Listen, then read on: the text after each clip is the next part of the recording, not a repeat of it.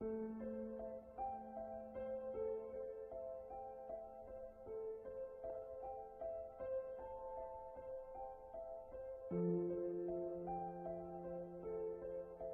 might ask yourself why the orders we showed in Part 1 are so important for our fall of the Cabal. Well, you know the expression, know thy enemy? In order to understand the magnificence of their elite plan and the magnitude of their evil intent, we must first identify whom we are dealing with here. There is so much misinformation going around, not only on the internet, but also in our history books. That, by the way, were never written by neutral observers, but always by the winners. If you don't understand where the Cabal comes from, how far back they go in history, if you don't know how we were led to believe that all of these orders and movements were separate entities that came and went in history, independently and rather harmlessly, then you will most certainly not understand nor believe the true identity of the Cabal. You will miss the fact that we find ourselves at the final stage of their master plan. And if you don't fully comprehend in which danger we find ourselves, you will not know what to do at the moment suprême. That is why we make this documentary, so you can wake up, see through all the lies, and take action to claim your sovereignty back. That's when you'll understand what we said in the previous series. History books will have to be rewritten. Okay, let's see where and when our two storylines meet, shall we? It was in 1748 in southern Germany, Bavaria, in a small town called Ingolstadt. A boy was born. His name was Johann Adam Weishaupt. At the age of 5, his father died. The Jesuits took him under their wings and groomed Adam, who turned out to be a highly intelligent and strong-minded individual, to become a professor in canon law at the Jesuit University of Ingolstadt. He rewrote ancient historical documents in which the ideology of Lucifer would eventually lead to the complete control of the world. In 1773, a secret meeting took place between Meyer Amschel Rothschild and a select group of 12 elite Khazarian bankers and businessmen. Remember Rothschild, key player in our first storyline? The excessively wealthy and powerful Ashkenazi Khazarian banker from Frankfurt? Well, Rothschild proposed to join forces and riches with the purpose of world dominance. He had set his eye on Adam Weishaupt, who would be perfect to implement their plans in practice and run their organization. And so, on May the 1st, 1776, Adam Weishaupt founded the Bund der Perfektibilisten, the Order of the Perfectionists, later to be called the Order of the Illuminati. It was the fusion of the financial empire of the Rothschilds and the wealth and power of the military order of the Jesuits. Their goal? The creation of a world government and world dominance. Although Weishaupt's name is commonly known among those who study this material, not many people are aware of the fact that he based his Order of the Illuminati on ancient documents, one of which was a letter that was given to him by Rothschild. This letter, referred to as the Constantinople letter, was old and of extreme value to the Ashkenazim. It was 287 years old, written in 1489 by the Nazi, the chairman of the Jewish High Council in Constantinople, as a response to an outcry for help by the head of the Ashkenazi Jews in France. Remember the Khazarians who had fled Russia and who had changed their name to Ashkenazi Jews? They now felt threatened by the other ethnic groups in France. The king had even told them they had to convert to Christianity. The reply of the Nazi in the Constantinople letter was as follows. As for what you say that the King of France obliges you to become Christians, do it. since you cannot do otherwise, but let the law of Moses be kept in your hearts. As for what you say about the demand to despoil you of your goods, make your sons merchants, that little by little they may despoil the Christians of theirs. As for what you say about them making attempts on your lives, make your sons doctors and apothecaries, that they may take away Christian lives. As for what you say about their destroying your synagogues, make your sons canons and clerics, in order that they may destroy their churches. As for the many other vexations you complain of, arrange that your sons become advocates and lawyers, and see that they always mix themselves up with the affairs of state, in order that by putting Christians under your yoke, you may dominate the world and be avenged on them. Do not swerve from this order we give you, for you will find by experience that, humiliated as you are now, you will reach the actuality of power. In other words, they were told to fake a make-believe conversion and to infiltrate every aspect of society: commerce, medicine, religion, and legislation, with the sole purpose of revenge and destruction. How Khazarian. Adam Weishaupt founded the Order of the Illuminati in 1776, financed by the Rothschilds, based on this letter, that, by the way, was based on an even older document, more about which in Part 4. 1 year later, in 1777, Weishaupt joined the Grand Orient Masonic Lodge. He made over 2,000 Jesuits head of the many lodges across the world, thus establishing a massive empire of power, in which the Jesuit order was the spider in the web. Weishaupt then officially left the Jesuit order, so that no suspicion would ever be drawn to the involvement of the Roman Catholic Church and the Jesuit Council in the illustrious plans of the Illuminati. The Rothschilds used their riches to finance wars, as they had found out that by financing both sides of each and every war, they would always win financially. They knew no scruples, no mercy. The alliance of the Luciferian Khazars and the Jesuit order had only just begun. Their goals? Personal gain, wealth and power. The submission of the royal families. The annihilation of the infidels. Protestants, Calvinists, atheists, Muslims, Jews, in other words, the destruction of all religions except the Roman Catholic faith. The destruction of all governments, world dominance of the Pope, and revenge. Revenge on each and every one who had ever betrayed them. Revenge on Russia, first and foremost, the country that had expelled the Khazars. But not only that. Remember the vengeance of the Jesuits on the Pope, who had betrayed them? Well, they weren't done just yet. For the European kings of France, Spain, England, Austria, and so on, who had banned the Jesuit order, were about to have a taste of their wrath. The first pawn the Illuminati alliance put forward was Napoleon Bonaparte.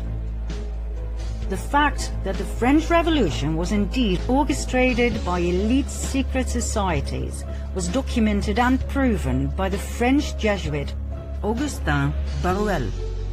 He wrote an influential account in which he focused in particular on Adam Weishaupt, founder of the Order of the Illuminati.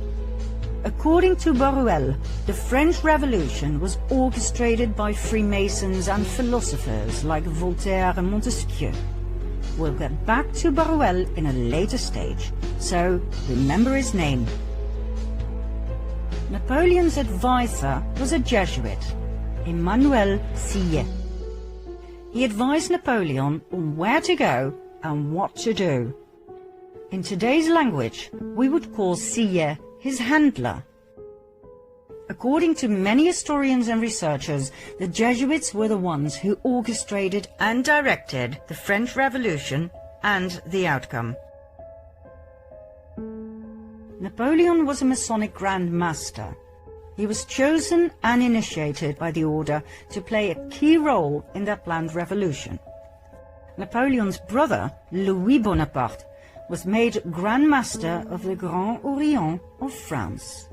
His wife Josephine was a member of the Mason Rite of Adoption. Under Napoleon's rule, the number of lodges in France grew from 300 to 1,220. Napoleon was a puppet of the Cabal. We were led to believe he was the front man, but he was not. The hidden hand that some historians believe was to cover an ulcer, seriously, was actually a common Masonic gesture called the Sign of the Master of the Second Veil. Many world leaders have shown this sign throughout the ages. The French Revolution started in 1789 and lasted for 10 long and bloody years of absolute terror. It was the master plan of the Jesuit Council to take revenge on France, to destabilize the country through war, and to destroy the French crown. Their tool? The Jacobins, an extremist political movement founded by none other than Napoleon's advisor, the Jesuit Sieyès. The Jacobins caused mayhem across France, rioting, plundering, murdering everyone who stood in their way. They left behind a trail of death and destruction wherever they went. The Jesuit plan worked. The guillotines worked overtime.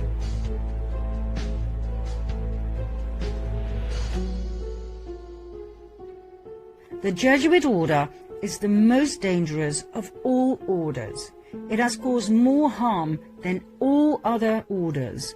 The doctrine of the Jesuits entails that their supreme general is the sovereign of sovereigns and master of the world. After the French Revolution had ended, the Napoleonic Wars started. They caused even more instability and destruction, not only to France, but to the many countries Napoleon invaded: Austria, Russia, England, Prussia, Portugal, and Spain, where the royal family was kicked out and Napoleon's older brother was put on the throne. Each and every country that had once banned the Jesuit order and the Khazarian Ashkenazi Jews was now in ruins. This was one of the order's most dominant passions: revenge. During the Napoleonic Wars, the Illuminati alliance deployed their most successful strategy. They financed both the French and the English army. It simply didn't matter who won. War was an absolute revenue model. It was the Duke of Wellington who fought Napoleon and who defeated him at the Battle of Waterloo in 1815. Nathan Rothschild, a brilliant and ruthless businessman, had his spies at Waterloo, and he had a private courier system, as he knew that fast communication was vital in business. When it was clear that Napoleon had been defeated, the message was immediately sent to Rothschild, who received the news 2 days prior to anyone else. He then made a brilliant move at the London Stock Exchange. Instead of buying English bonds, the gilts, he sold those he had. The other traders noticed and drew the erroneous conclusion that Napoleon must have won the war. They immediately sold their bonds as well, causing the gilt price to drop dramatically. That was the moment Rothschild made his move. He bought all the gilts he could lay his hands on at a very low price. By the time the others had noticed and frantically started buying again, Nathan Rothschild was excessively rich. The King of England, George III, was now heavily indebted to Nathan Rothschild, who had financed his wars. Not only had the king to pay back his debts, he had to pay interest on top of it. He was now in the pocket of the Rothschilds. I care not what puppet is placed on the throne of England to rule the empire. The man who controls Britain's money supply controls the British Empire, and I control the money supply. Next, 1914. The Illuminati alliance, that we shall refer to as the Cabal from now on, simply because it's short and to the point, caused World War I, a war initially solely between Austro-Hungary, a dual empire of Austria and Hungary on the one side, and Serbia on the other. What happened?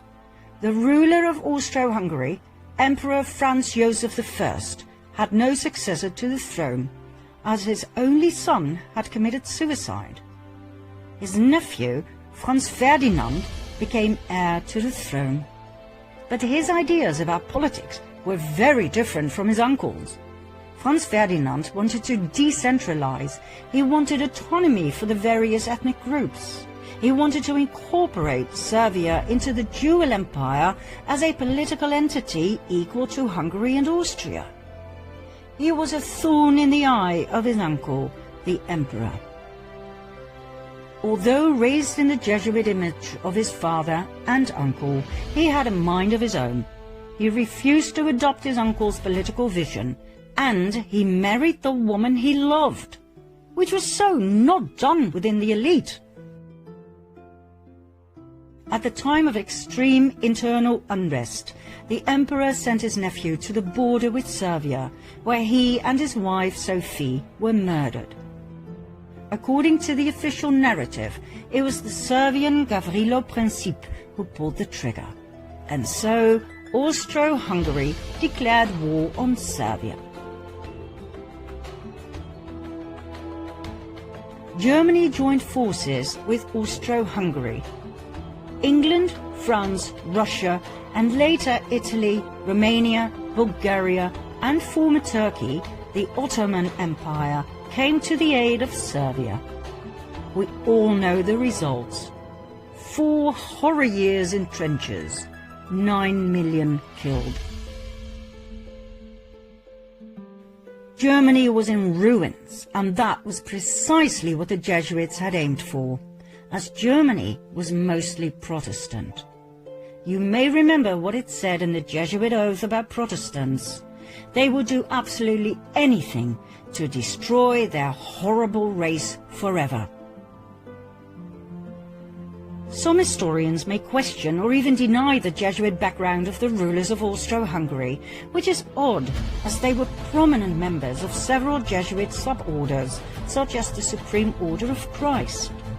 Emperor Franz Joseph was so high up in the Jesuit council that he was authorized to grant titles such as Prince and Grand Master. In 1880, for instance, he granted this title of Prince of the Holy Roman Empire to the Grand Masters of the Order of Malta. He even founded his own order, the Imperial Austrian Order of Franz Joseph. I promise to go deeper into these orders, plus the evidence of their Jesuit connection, in a later episode. For now, we'll leave it here, as we don't want to get lost in history. After all, we still have to cover the Russian Revolution and World War II, in a way it wasn't brought to you in school, I promise.